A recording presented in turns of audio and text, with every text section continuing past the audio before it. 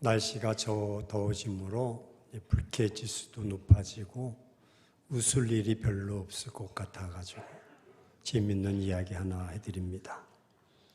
중국집 아들이 공부를 꽤 했는 모양입니다.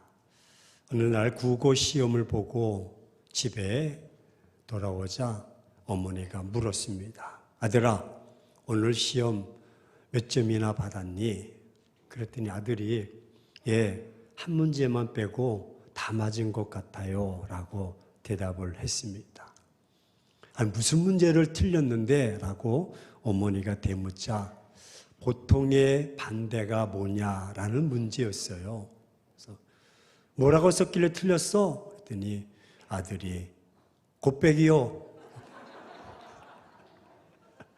제가 사전에 찾아봤어요. 보통의 반대말이 뭔가 답이 없고 곱빼기구나. 그래서 짜장면집 가서 보통 안 해나 싫어 그러면 곱빼기입니다. 썰렁하게 한번 웃었습니다. 오늘 본문에 주님이 웃으셨는데 무엇이 예수님을 이렇게 기쁨으로 웃음 짓게 했을까? 곱빼기일까? 아닙니다. 17절에 보니까 70인이 기뻐하며 돌아와 이르되 주여 주의 이름이면 귀신들도 우리에게 항복합니다. 그렇게 보고를 합니다. 둘씩 짝을 보내셨던 전도인들이 마침내 돌아와서 예수님께 보고하는 소리를 듣고 기뻐하신 것입니다. 주의 이름으로 귀신들을 항복시킨 것이 얼마나 대단한 일이기에 예수님이 기뻐하시고 웃음으로 그들의 결과에 반응을 하셨을까요? 왜 예수님은 제자들에게 기뻐하지 말라라고 말씀하셨는데 당신 자신은 왜 기뻐하셨는가? 방송실 마이크 조금만 조절해 주십시오. 그것은 70인 전도인들이 했던 일 때문에 그렇습니다. 다시 말하면 예수님이 그들의 결과를 들으시고 기뻐하신 것입니다. 제자들이 했던 일을 기뻐하신 것입니다. 우리는 여기서 주목해야 될 부분이 있습니다. 그러면 예수님이 얼마만큼 기뻐하셨느냐는 것입니다. 또한 예수님이 기뻐하셨다면 그 예수님의 기쁨의 정도는 어느 정도냐 하는 것입니다. 오늘 성경에 보니 하늘나라 전체가 기뻐했습니다. 성부, 성자, 성령, 성삼위 하나님 모두가 기뻐서 난리가 났습니다. 근거가 21절에 있습니다. 예수께서 성령으로 기뻐하시며 이르시되 천지의 주제이신 아버지여 라고 말씀하고 있는 그 말씀의 의미를 담고 있습니다. 즉, 이 기쁜 사실을 저자 누가 알렸습니까? 천지의 주제이신 아버지께서 알려주었습니다. 따라서 21절 전체는 무엇이냐면 하나님 나라 전체가 기뻐한 것입니다. 성삼위 하나님 모두가 이 기쁨으로 충만했습니다. 지금 거기까지 기쁨이 임한 것입니다. 이처럼 기쁨의 정도가 엄청난 것입니다. 그냥 좋았어. 너희들도 좋았니? 야, 나도 좋다. 그 정도가 아닙니다. 저는 성경을 보면서 복음서 전체를 통틀어서 예수님이 기뻐하셨다는 구절이 3구절 미만입니다. 그런데 오늘 본문에 이렇게 기뻐하셨다고 말합니다. 예수님이 기뻐하셨다는 말은 그냥 웃었다는 이야기가 아니라 원문에 의하면 껑충껑충 뛰었다는 말입니다. 70인의 보고를 듣고 너무너무 좋아하셔서 껑충껑충 뛰셨어요. 어린아이처럼 말입니다. 얼마나 기뻐하셨을까? 먼저 예수님이 기뻐하셨다는 그 기쁨은 너무 좋아서 껑충껑충 뛰었다는 것입니다. 누가? 예수님께서. 매우 크게 기뻐하셨다는 뜻을 담겨져 있는 말. 이는 보통 이상으로 기뻐하셨다는 것을 강조하고 있습니다. 그만큼의 기쁨을 말하고 있습니다. 다음으로 성령으로 기뻐하시며 이르시되 천지의 주제이신 아버지여라고 불렀던 것을 보면 이 기쁨의 정도가 하나님 나라 전체의 기쁨을 알려주고 있습니다. 성령님과 함께 기뻐하셨다라고 말씀합니다. 또한 그 기쁨을 아버지 영광으로 감사하시는 것은 이 기쁨을 예수님과 또 성령님과 그리고 아버지 이렇게 하나님 모두가 그 시간 서로 모두가 교통하시며 함께 기쁨을 이기지 못하고 계심을 보여주고 있는 장면인 것입니다. 너무너무 기뻐하셨습니다. 모든 성경은 하나님의 감동으로 기록되었음을 우리는 그렇게 믿고 신앙생활을 하고 있습니다. 그렇다면 예수님의 이런 기쁨을 놓치지 않고 저자 누가를 통해 성경에 기록하신 말씀, 하신 하나님의 이유와 목적이 있지 않겠습니까? 그 목적이 무엇일까? 오늘 본문 20절을 주목해 보십시오. 같이 한번 읽겠습니다. 귀신들이 너희에게 항복한 것으로 기뻐하지 말고 너희 이름이 하늘에 기록된 것으로 기뻐하라 라고 말씀하십니다. 하나님은 예수님의 기쁨이 단순히 귀신을 쫓아낸 그 전도인들의 결과에 대해서 기뻐하고 그리고 너무나 기특해서 웃고 기뻐하신 것이 아닙니다. 그것을 초월해서 그것을 뛰어넘어서 하나님은 전도인을 통해서 귀신의 권세에서 벗어나 하나님의 품으로 돌아온 그들의 이름이 하나님의 생명책에 기록된 것을 보고 기뻐하신 것입니다. 우리의 이름이 기록되듯이 말입니다. 그리고 그들이 돌아오는 그 모습을 지켜보시는 예수님은 너무나 좋아서 웃으시고 이 일로 하늘나라 전체가 기쁨으로 가득함을 지금 말씀하고 있는 것입니다. 왜냐하면 하나님 나라의 이름, 생명책에 우리의 이름이 기록되듯이 그들의 이름이 기록되어 있기 때문입니다. 그럼 이것이 왜 이렇게 예수님에게 기쁨이냐 하면 사실 예수님이 이 땅에 오신 목적을 이루는 그 뜻이기 때문에 그렇습니다. 하늘보좌를 버려두신 이유가 바로 영원 구원이요. 이것이 바로 예수님의 기쁨인 것입니다. 누가복음 15장에 이뤘던 것을 찾을 때는 더 기쁨이 충만한 것입니다. 벗들을 불러서 잔치하는 것입니다. 왜? 찾았기 때문에. 주님이 이 땅에 오신 목적이 무엇이냐면 하늘나라 생명책에 한 영혼의 이름이 기록되기 위해서 온 것입니다.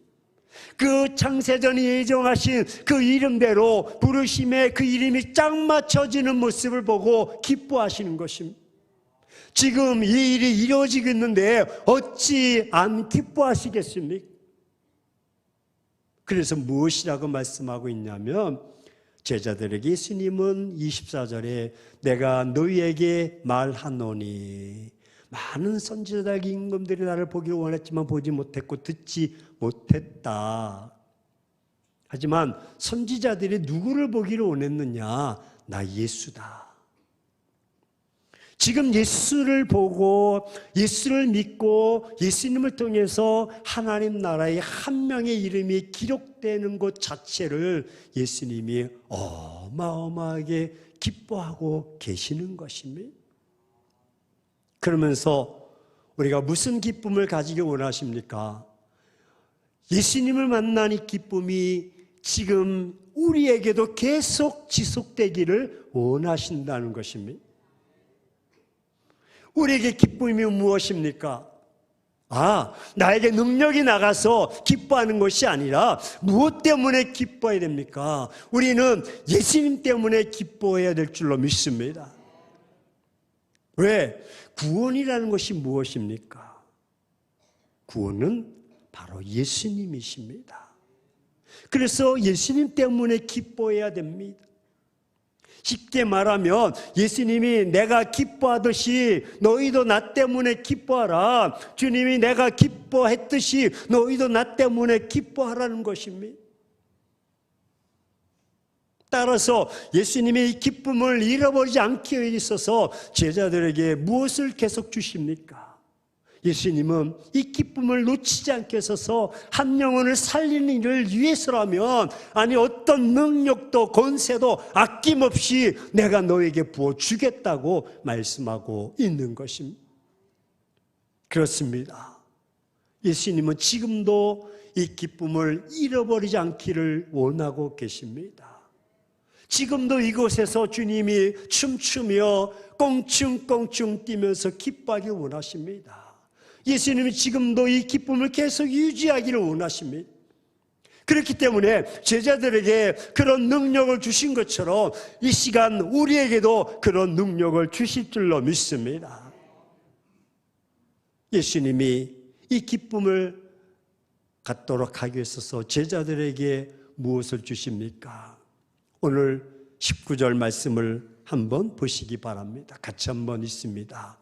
내가 너에게 뱀과 정갈을 밟으며 온수의 모든 능력을 지휘할 권능을 주었으니 너희를 해칠 자가 결코 없으리라.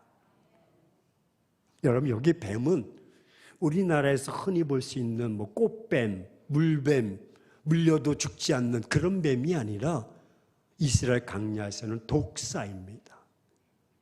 딱 독을 품고 있어서요, 한 번 물으면 그 자리에서 즉사합니다. 그만큼 강합니다. 제가 케냐에 첫 번째 방문했을 때 선교사님, 최인호 선교사님 목사님, 얼마 전에 아이가 정갈을 밟았다가 밤에 가다가 그만 정갈에 물려서 그 다음날 죽었습니다. 며칠 됐는데 한번 가보실까요? 그래서 그 무덤에 가봤습니다. 무덤이 아니라 그냥 땅을 파서 묻고 돌을 그냥 거기다가 얹어놓은 건데 가보니까 돌들이 파헤쳐지고 밀려지고 흙이 파헤쳐지고 아이가 없어진 것입니다.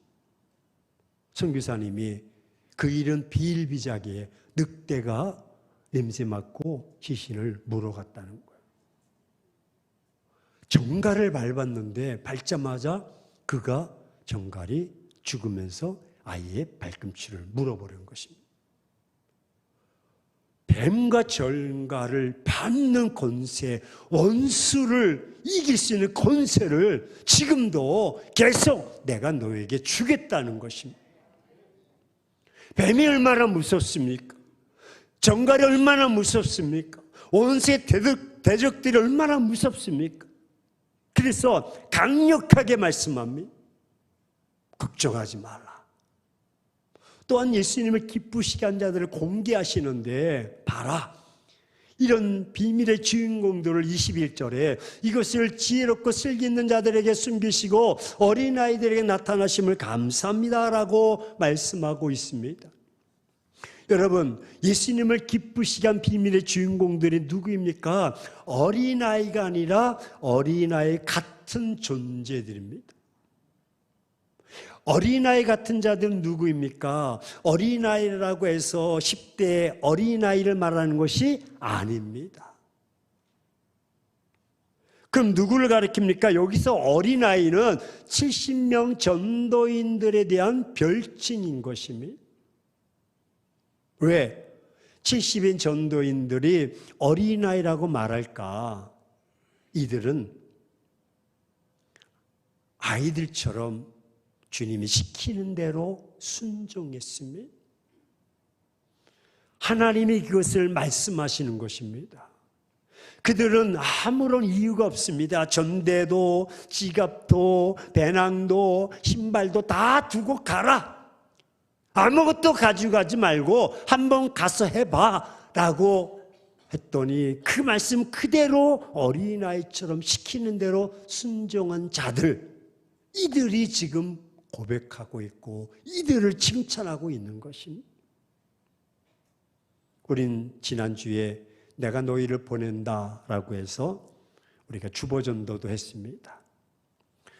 그렇게 순종하신 분들은 마음이 어떤지 스스로 한번 하나님이 터치해 주시는 것을, 야, 나도 주보전도할 수 있구나, 나도 입술로 전도할 수 있구나, 그런 기쁨이 있었을 것입니다. 저는 신성아파트 103동 302호에 삽니다. 누군지는 모르지만 저희 나인에 그 편지함에 그냥 다 꽂아뒀는데 103동 302호 제 통에는 10장 정도가 들려있었어요. 그래서 두 가지 의미로 목사님 집인 줄 알고 예수 잘 믿으라고 마음껏 놓아놨구나. 두 번째는 나인의 사람들이 보고 목사님 가정인 줄 알고 난 알겠으니 다시 재사용하세요라고 거기다가 꽂아뒀는지는 알 수가 없지만 제가 다시 뽑아서 재사용을 했습니다. 아마 그렇게 꽂아둔 사람들 마음은 어땠을까? 저는 때를 얻든지 못 얻든지 그렇게 한 자들의 마음은 어린아이와 같이 순수한 마음일 것입니다. 예수님의 명령을 어린아이처럼 순수하게 믿고 행한 자들이 예수님을 기쁘시게 했음을 알려주고 있습니다. 또한 예수님은 이 기쁨을 지속적으로 계속 영원히 누리기를 원하고 계십니다. 사랑하는 행복한 교회 성도 여러분, 지금 나는 예수님의 기쁨이 되고 있습니까? 지금 나는 누구의 기쁨입니까? 나는 정말로 예수님을 기뻐하고 있습니까? 나는 지금 예수님의 기쁨이 되고 있습니까? 나는 예수님을 기쁘시게 드리냐라는 것입니다. 나는 지금 누구를 기뻐하며 살고 있습니까? 나 때문에 예수님이 웃고 기뻐하시며 껑충껑충 뛰면서 그 기쁨을 이기지 못하고 계실까요?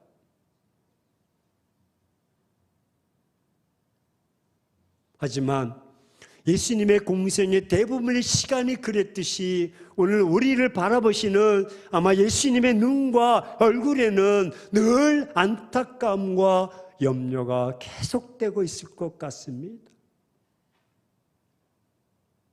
왜? 예수님이 원하시는 전도 보고를 드리지 못하고 있기 때문에, 예수님이 원하시는 삶과는 너무나 거리가 있는 행동과 생활을 하고 있기 때문에 그렇습니다. 설교는 듣는 데 있지 않습니다. 설교는 행하는 데 있습니다. 그 말씀대로 살아가는 데 있습니다. 물론 우리는 이런 찬양을 부릅니다. 나 주님의 기쁨 되기를 원하네. 우리는 찬양의 가사를 매우 좋아합니다. 근데 정말 나는 예수님의 기쁨일까? 지금 예수님이 나를 보시고 기쁨을 이기지 못하고 막 한박 웃음을 하고 계실까? 오늘 우리는 조금 고민해 보셔야 됩니다. 우리 이제라도 예수님을 웃게 해드립시다. 예수님을 웃게 해드려야 됩니다. 우리의 삶의 목적이 우리의 삶의 전체를 통해서 우리에게 예수님을 웃게 드려야 나도 기쁘고 주님도 기쁘고 하나님의 나라가 다 기쁘게 되는 것입니다. 예수님을 웃게 드리는 것이고 누구를 웃게 되는 것입니까? 내가 웃는 것입니다. 한번 해보세요. 하나님 어떻게 여러분 마음을 어루만져 주시는지 자기 자신이 대견해집니다. 보람이 있습니다. 은혜가 임합니다. 자꾸 결실을 생각하지 말고 때를 얻든지 못 얻든지 하면 하나님이 하십니다.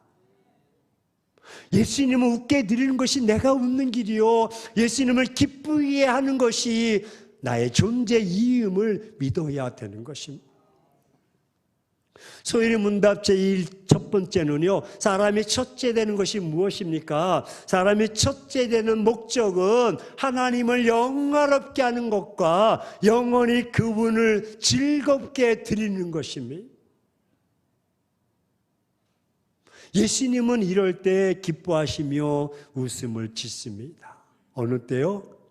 예수님의 권세, 예수님의 이름으로 귀신들을 이기고 쫓아내며 하나님의 자녀들을 불러 모아 생명책에 기록한 일에 앞장설 때에 주님이 너무너무 보고 기뻐하십니다. 얼마나 기뻐하실까? 예수님은 언제 기뻐하세요? 한 영혼을 살리는 일을 할 때 기뻐하십니다. 현장에서 한 명의 영혼을 살리는 일을 진행할 때, 전도하고 선교할 때 기뻐하십니다. 그리고 이 일을 해서 예수님은 우리에게 권능을 주시고 권세를 주십니다. 예수님은 이 기쁨을 놓치지 않게 있어서 우리에게 계속적으로 주님의 능력을 주시는 것입니다. 지금 우리는 예수의 이름으로 이 권능을 사용할 수 있습니다. 어린아이처럼 기쁨으로 믿고 나아가면 누구도 우리를 당할 자가 없습니다. 반드시 우리가 해낼 줄로 믿습니다. 단 어린아이처럼 나가는 것입니다. 순종하는 것입니다. 따라서 우리 행복한 교회 3일째 공동체, 예배 공동체는 오직 예수님만을 기쁘시게 드리는 것입니다. 그 말씀을 듣고 그 말씀을 묵상하고 그 말씀대로 순종하고 행함으로 나누는 것입니다. 그래서 우리가 할 일은 하나밖에 없습니다. 예수의 이름으로 권능을 드러내시기를 축원합니다. 사랑하는 행복한 교회 성도 여러분, 오늘부터 권능을 나타냅시다. 굳어져 있는 석고된 마음을 깨트려 버립시다. 언제 전도했는지, 1년 전에 했는지 10년 전에 했는지 모르고 있다면 빨리 깨트려 버리시고 이젠 주님을 정말 기쁘시게 할 수 있는 심령으로 우리가 기경합시다. 여러분, 이 시대는 예수님의 권능이 잘 나타나지 않는 시대입니다.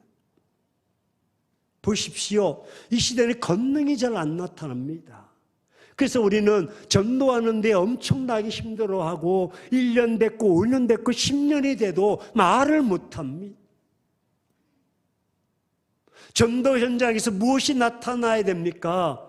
예수님의 능력이 나타나면 전도가 되는데, 물론 전도가 방법이지요. 그렇지요. 하지만 효율적일 수 있습니다. 전도의 현장의 본질은 무엇이냐면 예수님의 능력이 나타나야 한다는 것입니다.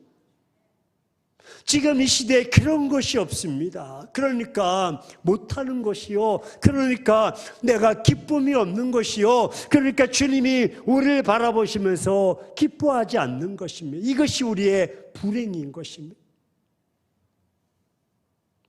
목사님, 저는 신앙이 약해서, 믿음이 약해서, 그건 핑계입니다. 어린아이처럼. 그래서 오늘 설교는 예수님의 권능을 가지고 한 영혼을 살려내서 하나님을 기쁘시게 한번 해보자는 것입니다. 아멘 하십니다. 그분만 복이 있을지어다. 다시 한번 아멘 하시면 할렐루야.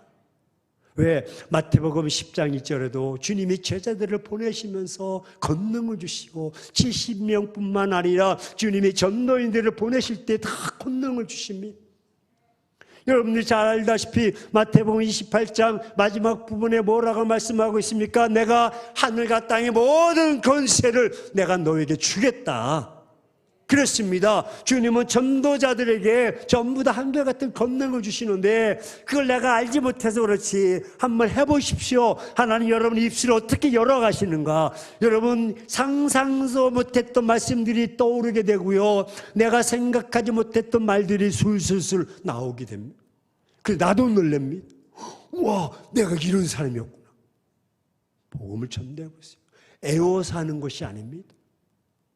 전도는 예수님의 권능이 없이는 안 됩니다. 예수의 이름의 권능이 나타나야 되는데 그 권능을 가져야 방해의 세력들을 이기고 예수님을 기쁘시게 할 수가 있는 것입니다. 예수님의 권능을 가진 자는 누구도 당하지 못합니다. 권능을 가져야 영혼을 살려서 예수님을 웃게 해드릴 수가 있는 것입니다. 이 시간 나에게도 권능을 달라고 구하십시오. 그리고 권능을 가지고 현장에 나가십시오. 그 권능과 능력은 현장에서 나타나기 때문입니다. 보십시오. 권능을 달라고 교회 안에서 죽도록 기도했는데 나가지 않으면, 움직이지 않고 입술을 열지 않고 만나지 않으면 그 권능이 나타나지 않습니다. 무슨 근거로 이렇게 말합니까?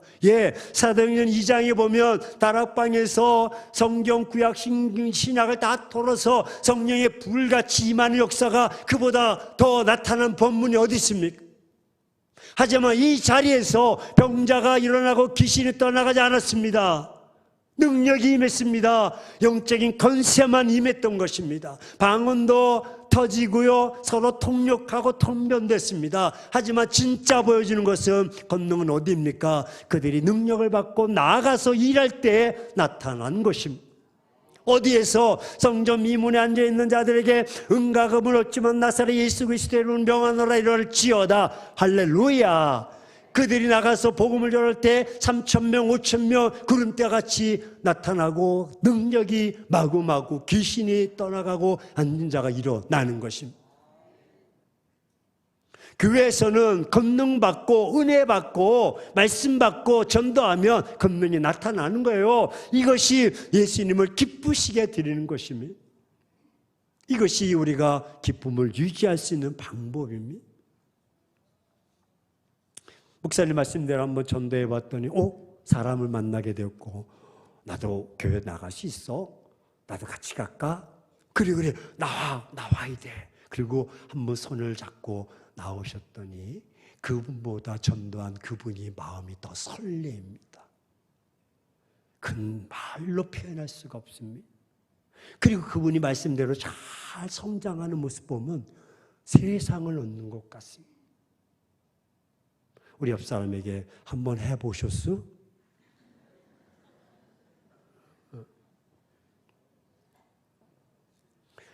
이런 삶을 하지 못하면 우리 삶 자체가 힘이 없습니다. 기쁨이 없습니다.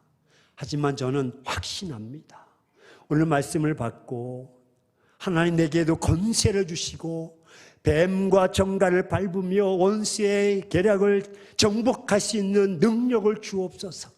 나는 연약하고 내 입술은 무던하고 부족하지만 하나님이 입을 열어주시고 만남 많은 사람을 만나게 도와주옵소서. 그래서 복음을 전하고 예수를 소개했더니 그가 마음의 문이 열려서 주님 앞에 돌아오고 그 모습을 주님이 지켜보셨다가 주님은 춤추시고 기뻐하시고 그 하나님의 기쁨이 충만한 삶을 살게 될 것입니다.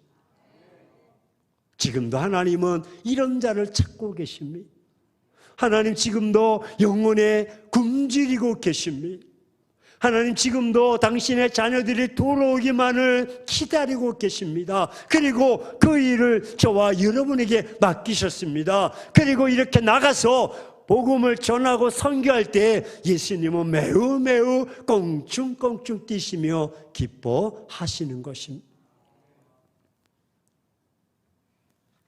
여러분, 중학교 학생, 고등학생을 둔 부모가 두 가지 마음이 있을 것입니다. 아유, 저거 그냥 학교 결석하지 않고 싸움질하지 않고 그냥 졸업장이나 땄으면 좋겠다 하는 부모가 있을 것이고, 기대감이 있는 부모는 수능을 보든 무슨 시험을 보든 엄마 나 한 문제 틀리고 다 맞은 것 같아. 그러면 엄마의 마음이 얼마나 기쁠까? 저는 확신합니다. 그날 저녁은 외식입니다. 여러분 어떤 자가 되길 원합니까? 교회 안에서 저 성도님을 제발 좀 결석하지 않고 그냥 교회만 나왔으면 좋겠다. 그런 성도로 계실 것입니까? 아니면 저 성도님이 복음을 전해서 손에 손을 잡고 주님 앞에 나와서 하나님께 영광 돌리는 그 삶을 통해서 목회진 저희 마음도 기쁘고 주님이 쫙 바라보시는 그의 마음도 얼마나 기쁘는 그런 삶을 살아가기 원하십니까? 그 사명을 우리에게 맡겨주셨어요. 우리 옆 사람에게 이 사명을 자네와 나에게 맡기셨네. 한번 얘기해 봅시다. 이제 주님의 기쁘심이 되는, 그래서 여러분 가정의 자녀들에게, 부모에게, 지인들에게 한번 해보십시오. 어린아이처럼. 그럼 하나님의 마음을 움직이십니다. 결신을 하나님께 맡기고 때를 얻든지 못 얻든지 하시면 마침내 그들이 주님 앞에 돌아와서 영광 돌리며 할렐루야 기쁨의 복음의 잔치가 나타날 것입니다. 수십 년 전에 누군가 나에게 복음을 전해서 저도 예수 믿게 되었고 오늘날 목회자로 여러분 앞에 선 것입니다. 얼마나 그분의 상급이 크실까 저는 생각합니다. 주님의 기쁨이 되는 저와 여러분 오늘도 또 은혜가 되시면 주보 가지고 가셔서 준비된 거 또 준비되지 않아도 가져가셔서 한 번 더 전해보시고 힘써 주시기 바랍니다.